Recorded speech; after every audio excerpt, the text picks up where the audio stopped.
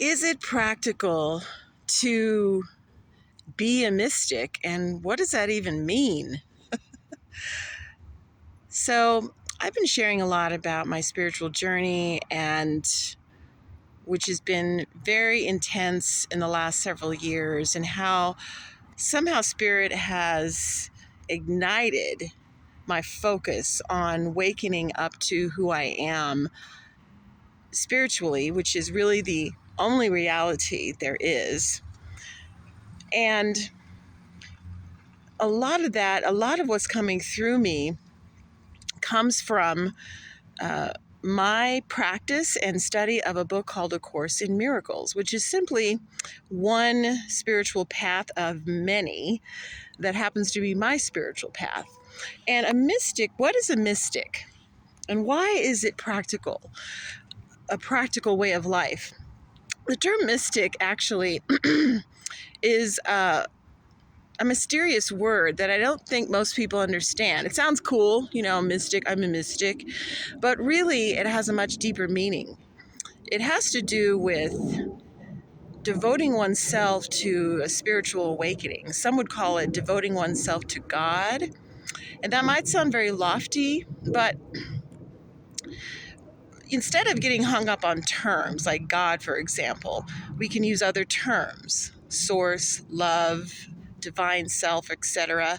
It really doesn't matter. What matters, though, is a desire to go really deep in your journey of awakening, because what I've discovered is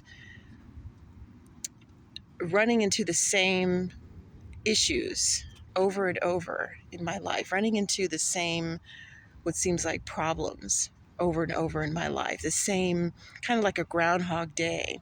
Even after it seemed like I had started a spiritual journey years ago. But I'm out here on a sunny day today in a beautiful park.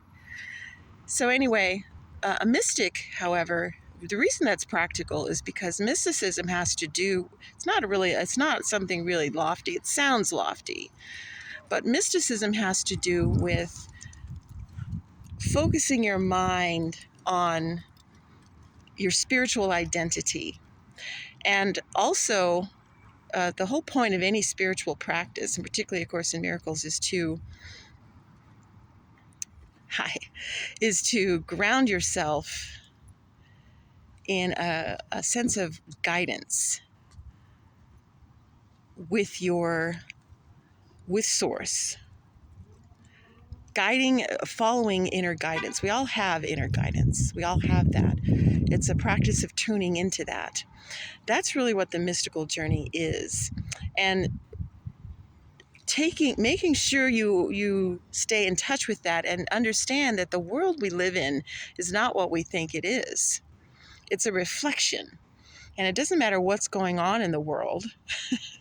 Anything that happens to be going on in the world or in your life is to be seen as a reflection of what's going on in your mind. There's no way we can expect to have peace around us if we're not peaceful within our minds. And it's also a way of looking at the world that is of love. That's what a mystical journey is. And when you're open to that, that's when you can allow guidance to come through you. And when you follow that, that's when miracles happen. And indeed, you are on a mystical journey at that point. At least that's what I've discovered, is that my sense of myself and my identity has totally shifted. And it takes constant vigilance. But identifying with a mystic has been very practical for me, because not only as things become taken care of through Divine Providence, and I have a video about Divine Providence that I'll link in the comments section, but I can relate to everything around me in a way that brings peace of mind. And I can be used for the purposes of love, and everything in my life to be used in that way for the purposes of love. You become a vessel. You become the miracle. That is a mystical journey. And that is practical because I've used it in my everyday life to get back to who I am, to get back to a sense of peace, to get back to a sense of meaningful purpose.